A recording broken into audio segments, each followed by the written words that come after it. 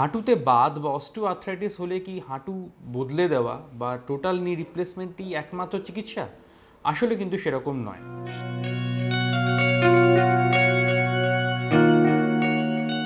নমস্কার, আমি ডক্টর অভিষেক কুমার নাগ।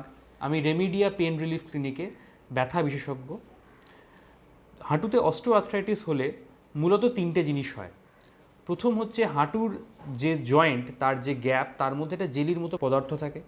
সেই পদার্থ আস্তে আস্তে ক্ষয়ে যায়, অতএব গ্যাপটা ছোট হতে থাকে। দ্বিতীয় যে জিনিস হয় সেটা হলো যে ওইখানে নতুন নতুন হাড়ের ছোট ছোট সৃষ্টি হয়, যাকে আমরা অস্টিওফাইট বলে থাকি। এবং তৃতীয়, এই যে দুটো হাঁটুর ওপরের এবং নিচের এই দুটো হাড়ে কিন্তু অল্প স্বল্প ক্ষয় ধরে।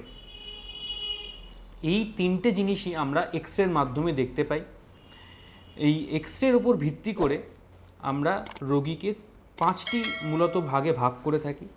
রোগী আমাদের কাছে যখন আসে তখন সে কোন ভাগে আছে এবং কোন পর্যায়ে আছে এবং তার বয়স কত, তার উপর ভিত্তি করে কিন্তু তার চিকিৎসা নির্ণয় করা হয়। প্রথম দিকে যেমন মুখে ওষুধ এবং ফিজিওথেরাপি মূলত চিকিৎসা, পরে কিন্তু এই যদি আমাদের পরবর্তী পর্যায়ে আসে তাহলে কিন্তু সেক্ষেত্রে আমরা ইঞ্জেকশন দিয়ে এবং একদম শেষমেশ যে হাঁটু বদলে দেওয়া রিপ্লেসমেন্ট সেই দিকে যাই। ইঞ্জেকশন এই ক্ষেত্রে দুরকম দেওয়া যায়। প্রথম ইঞ্জেকশন হচ্ছে যে আমাদের হাঁটুতে জয়েন্টে যে জেলিটা আছে সেই জেলিটাকে আমরা আরও রিপ্লেস করে দিতে পারি, নতুন করে জেলি ইনজেক্ট করে দেওয়া যায়।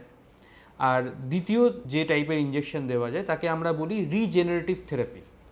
এই রিজেনারেটিভ থেরাপিতে আমরা তিন ধরনের ইঞ্জেকশন দিতে পারি।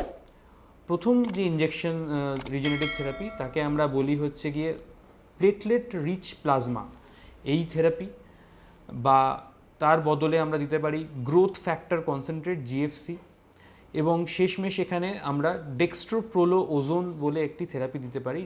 এই রিজেনারেটিভ থেরাপির ফলে এখানে রক্ত চলাচল বেড়ে যায় এবং এই জেলি নতুন করে তৈরি হয়। অতএব এই চিকিৎসাগুলোর মাধ্যমে কিন্তু আমরা হাঁটুর অস্টিওআর্থ্রাইটিসের চিকিৎসা করে থাকি। হাঁটু রিপ্লেসমেন্ট কিন্তু আমরা একমাত্র পার্টিকুলার সেকশনের পার্টিকুলার পর্যায়ের রোগী এবং পার্টিকুলার বয়সের রোগী হলে তবেই আমরা এই হাঁটু রিপ্লেসমেন্টের কথা ভাবি।